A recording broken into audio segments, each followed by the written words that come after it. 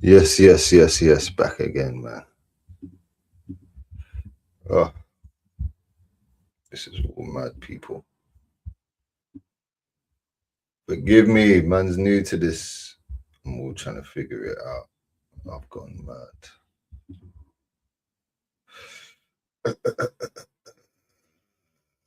All right, cool. This should be. There we go. Back. I had one person in here. He's left now, innit? Where's that Spurs fan, man? Come back, bro. It's crazy. Oh, it is what it is.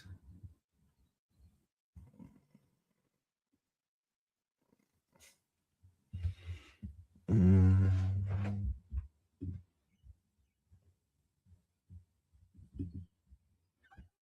All right, cool. Listen, people, we're back. Princeton Talks in the scope. Comment, like, subscribe. Had some technical difficulties. Listen, I'm learning this thing. I'm getting used to it, man. As you can see, even the mic, sometimes it all sounds a bit mad. The aesthetics in the background ain't really aesthetic up yet, but you get me. We're here, man. We're talking. So that's all that matters, really and truly. Um, I can't even. All I know is I can't even remember where I left off. I feel like I was just trying to explain how much I really want to get one over United and send them packing. I want them to, because it feels like this season, uh, every other month it's a new team. It's a new team. Liverpool started the season. Liverpool's gonna win the league. Liverpool. They fall off. Everyone's like, "Wow, man, who's gonna get in Arsenal's way?" Ah, City, City. They fall off. Oh, Villa are here. Villa's gonna they fall off. In fact, even before all of that, Chelsea. It's gonna be Chelsea. So what? It started Man United. It started Liverpool. It fell off. Chelsea. Fell off. Villa. Fell off. City. Manchester City's gonna do it. The Sharks. Yeah, they play Sharks. All of that nonsense. Ain't fully fallen off yet, but boy, you ask them, innit? Ask them how they feel. Um, and now it feels like it's Man United. It's like if we win this one, guys. If what was that? Is it Adam McCullough? What was his thing like? Something like we beat Arsenal and then in January or February we're in a title. Yeah. We need to just dead all of that. Um, in fact, I kind of like how the season's going because it's like every time everyone gets a bit of hope, everyone rallies behind one team, swatted. So I'm hoping for that today. Like I said, I want Carrick out t-shirts by the end of by the end of business working hours on Monday. By the end of play on Monday, I want to see Carrick out shirts, man. I want to see this guy doesn't know what he's doing. Listen, Arteta, can't lie, it's slightly on you because this lineup, I won't lie to you, this lineup is gonna determine a lot in my opinion because one Man United, that midfield, yeah. For instance, let's see who did Manchester United having their midfield. Yeah, Casemiro, Bruno Fernandes, and Kobe Mainoo. So you got Casemiro, very experienced, but is he past it? Has he got the legs? Kobe Mainoo, top baller. I think he's a top baller, but he hasn't really played a lot of football. He had a great game against City, but this is a way more intense game. He's up against way better midfielders in Declan Rice, Zubimendi, and yes, Odegaard. I said it, Odegaard. And who was the third one? Bruno Fernandes. Now, Bruno Fernandes, we know if Kobe Mainoo and Casemiro are playing, he's not really going to be doing any midfielding. But if we're pushing onto their team, he's going to be deeper than usual. And I feel like sometimes when he's deeper, he's a bit more dangerous, man. When he can do those quarterback type of passes, sometimes I feel like, obviously, we've seen those Bruno Fernandes hitting hopes, hoofing it up the pitch, hot potato football. But sometimes when he does get it right, you know what they say about a broken clock? When he does get it right, yeah, it can be troublesome. I feel like when he's actually playing in his 10 position, close to the goal, he can be a bit more of a liability for Man United. Of course, don't get me wrong, when like they're transitioning, he's running and he has got to make one pass, cool. But like, say they're the ones probing, they're trying to do little intricate passes, trying to find the little gaps in there. I don't feel like I feel like he's just good for those crosses. He'll just do a nice cross. But yeah, when they're pending and he's a bit deep and he does like those quarterback passes, yeah, I feel like that is extremely dangerous. And boy, that's something we're gonna have to nullify. So with that, obviously we expect to see Rice in the midfield. He's to me he's a transition stopper, transition transition monster, but going the other way. Also, the back line. I don't think this is a game for Lewis Skelly. Obviously, we've seen the press conferences, and Arteta's pretty much alluded to the whole squad being fit, minus Max Dowman, who's 12, so it's not too bad. So if the whole squad is fit, let me show you. Look, let's get into the lineup because all right, I'll share this screen.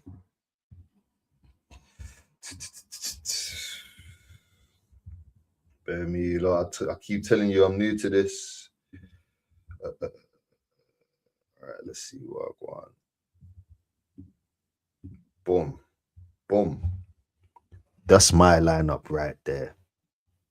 David Raya in goal. In fact, let me say it again properly. This is my 11 for Arsenal versus Man United. David Raya in goal. High claims. All those Bruno Fernandes crosses that are going to be coming in. We need our keeper to just high knees, claiming everything, like that good boyfriend. Flipping right back. I want Timber back at right back. Put him back there. He's better there defensively and offensively.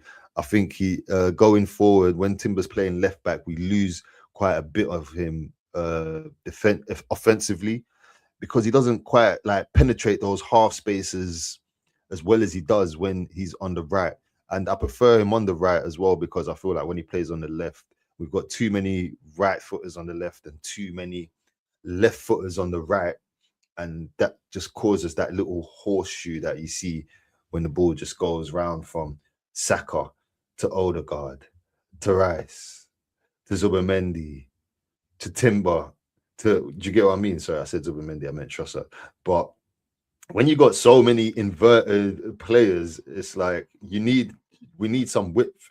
So even though Timber doesn't really go out on the outside a lot, at least have the option there, you know. And that is why I've put Hincapié at left back as well. Again, everyone here, Odegaard inverted, Saka inverted, Rice inverted, Trossard inverted. We're going to need some width. We need something on the outside, especially if Man United are playing deep. We're going to need these guys in Capier, Timber, wherever he does his thing. Whether Timber comes in here, that's cool. Saka, you go out there. In Capier, you're out here. Trossard come in here. Rice attack that space. Odegaard attack that space. Jesus attack that space. And there you got like around six people, all attacking. I don't know if you lot remember the Inter Milan game, but I'm pretty sure for the Jesus goal, his first goal, Timber's around here, Saka's there. You had Eze here, fizzing it in. Damn, he was there. I can't even remember. But basically, you had about 6 players in that area. And yeah, I feel like with this game, I do want to come out firing out the blocks. I can't lie, I do. And I feel like the cautiousness should come after, but that's my heart. My head is telling me, listen, This is Man United. Play your football. You can be a bit cautious. You'll get your goal. Send them home. That's that. Obviously, my heart wants me to pack them up. But yeah, so with that cautiousness, that is why I think Odegaard is gonna start over Eze. Um, Obviously, I know there's a big debate in the Arsenal fan base right now over Odegaard or Eze, but I think personally, I don't think it's one over the other. I do think it's a horses for courses type of situation. I feel like there's certain matches you need Odegaard, certain matches you need Eze, or certain game states you need Odegaard, certain game states you need Eze in. For instance, this game against Manchester United, do you really want to start it how we started against Inter Milan? So we started quite open. Obviously, if Eze is there, that's if you're taking out Odegaard for Eze, that means you're kind of, like I said before, we gave up a bit of control to be more free and fluid in attack, which is good. But as mad as it sounds, I feel like Manchester United are more primed to punish you than Inter Milan. I feel like with Inter Milan, we got away with one or two, to be honest. I feel like Manchester United are more primed to punish you on those transitions than Inter Milan were. And that brings me to another thought. But before I get to that, so anyway, with Odegaard on the pitch, what you do have is you do have a bit more structure, you have a bit more control, you have all three midfielders dropping in deep, comfortable to get the ball from the back line. It's not really obvious who's the 6, who's the 8, who's going up. Sometimes Zubamendi's further ahead than Odegaard, sometimes Rice is the deepest, sometimes Zubamendi's the deepest. So I do like that midfield. It's very fluid, it's very controlling. Odegaard, he's pretty much Mikel Arteta on the pitch. He's doing all the pointing, all the structure, all the organizing of the press. And I know people get really frustrated when you talk about a midfielder that's meant to be an attacking midfielder even. And one of the first things you mention is the press. But at the end of the day, it's a big asset. It's a huge asset. And it's one of the things that's got us to where we're at. So I'll never overlook it. But I do think there is a game state where it might need a Eze. And whether that means taking off Odegaard or dropping Rice into the 6 and having taking off Zubamendi so that Eze can play that left 8, either or. But there is something that Eze brings that no other player in our... Well, I say that. I think probably Eze and Gabriel Jesus are the only 2 players in our squad that bring that unpredictability. And yeah, he hasn't shown it as much in the last couple of weeks, but even against Inter Milan, a lot of people are praising and loving just that the first goal, he does a direct pass when he just punches it into the box. And we all know if maybe that was Odegaard, maybe he might not have done that. He might have gone out. I'm saying might. I know someone's screaming at the screen saying he 100% will. He might have gone out wide to Saka or Timber, which sometimes I don't think is the worst. I don't think it's the worst thing. If you look at what game was it? Was it Bournemouth? I think it was Bournemouth. He was in those exact positions as Eze was, and yeah, he didn't punch it right into the box, but the through balls he did put out wide led to goals. So I do, like I said, I think it's horses for courses. I think there is a game state where you may need a Eze to come on and shake things up. Personally, I still feel like Eze could work off the left wing. I don't know why. Like, I really don't get this whole positions thing sometimes, because it's like, oh, now you're here, you don't know how to play football all of a sudden. I get having a poor performance in, like, you know, he's new to that position, he's not a left back. So, but when you're an attacker that predominantly attacks off the left, I know not the left wing, but off the left, both-footed, very dynamic, can go past players, can shoot, left foot, right foot, like I said, can cross comfortably. One of your assists was a first time left footed cross to Gyökeres. I just don't see the excuse of, oh, that's not his best position. Like, the performances out there should have been way better. I've seen Trossard play left wing. He doesn't hug the touchline. He's coming inside. All those positions and all the goals I see Trossard score, I'm like, wow. I swear Eze could do that. In my eyes, Eze is like a more refined version of Trossard. So how can he not do that? Anyway, I feel like, yeah, man, he can work on the left, but that's a convo for another day. I've got another video on my page. One of my first videos was on Ethan Wanyeri and what I think his best position is. Big him up. He just scored on his debut. Took him about 12 minutes at Marseille. He just scored on his debut. That was a good goal as well. And I know the Odegaard haters are going to be coming in saying, yo, we let this guy go alone and we've got this Odegaard. So Odegaard, you got to deliver today. But anyway, Farmers League. We move. But yeah, I do feel like I want to see something new, man. I can't lie. As much as I feel like it's going to be a cagey game, that's not what I want to see. I want to see us take it to Man United, send them packing. Like I said, I feel like they will sit in more. Against City, they was I just clocked this it's all wrong. It's all wrong. There we go. Against City, they was very compact.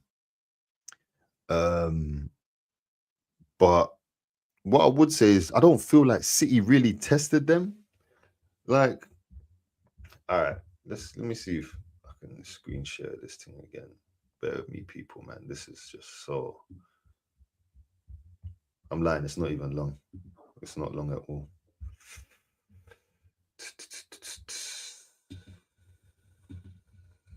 Yeah, get rid of that one.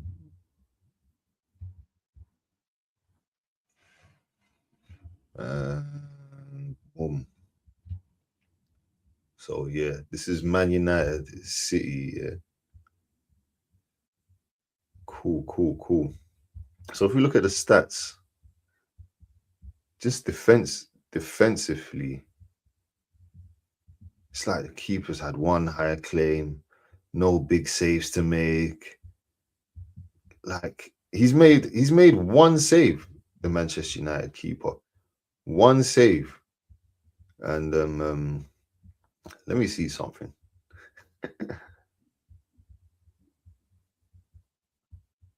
What's that? City got 6 corners, yeah? Okay. I can't remember the corners. Hey, listen, set piece FC, man. I can't lie. I do need a set piece because it just makes me so happy when the ops get mad at the set pieces still. But yeah, anyway, I just say that I was meant to I got lost there. I was just looking at the stats to see if how I felt, because when I watched the match, like I said, I don't feel like their keeper was really tested. I feel like they defended quite well. They was resolute. They didn't really let City have the chances. Whereas I feel like we will fashion those chances. Look, this is what I'm saying with this YouTube thing. Man's got these lights going off and everything. Yeah, we're good now. So anyway, yeah, man, set pieces are going to be important. Open up the game. I know I keep saying that. I want us to open up the game in a different way. But listen, if that's what it's going to take, that's what it's going to take, man. I'm happy for that. Gonna need that triangle of Rice, Gabriel, and Saliba have to be on dog work. They gotta be like, I want to. Do you get what I mean? Like, I don't want to see no Ahmad and Mbuemos, and because I won't lie, even for Brentford, Mbuemo used to give us quite a bit of a problem, man. What I was gonna say is, final thing I want to get into is the score prediction. So I'm a head and a heart man. So I got a head score prediction and my heart score prediction. My head is telling me, yo, it doesn't matter that Carrick's here. That was a derby. City weren't on nothing. We're at home. You got a great record at home. We just smoked into Milan. 3-0 Arsenal. My head's saying 3-0 Arsenal. 3-0. And it won't even feel like, it will just feel like a normal day. My heart, my heart. Do I see Man United getting back-to-back wins? Home and away. Carrick. Can I really see that? Can I see Arsenal losing at home for the first time this season and dropping points in this title race to Manchester United? Can I see that? I can't. I can't see that. I can't, man. So, yeah, my head is saying 3-0, but even my heart is still saying a cagey 1-0. There is the big game omen. Everyone's talking about it. We played Liverpool, City, Manchester United beginning of the season. We beat them, so I guess we have won a big game. But since then, Liverpool we lost and drew. City we drew, and to me those are the only big games in my opinion. People want to say Villa, but I don't really class them as a big game. I think they're gonna. I don't even think they're gonna finish top four if you ask me. But that's a combo for another day. But anyway, people, yeah, man. Jeez, it's just been ranting. That's why I need you lot in the comments to keep me on point. I just feel like I've just been ranting and going off. But yeah, that's my in the scope for Arsenal versus Manchester United. You saw my predicted 11. I feel like Arsenal win this game 3-0, but my heart is saying cagey game 1-0. Let me know your thoughts. Let me know who you think should start, or if you disagree with who I got starting. And yeah, man, what's your score predictions? And lastly, comment, like, subscribe. Again, I'm going to be recapping the match with Motion with Sports. About 8 p.m. we'll be going live. I'm also going to have a match reaction straight after going to the AFTV watch along in Hippodrome. That should be a good experience. I've been quite a few times. Should get some content out there. But yeah, man, listen, like, comment, subscribe. Cannon on the Calf. Princeton Talks. I'm out. I said I'm out. This thing's not ending.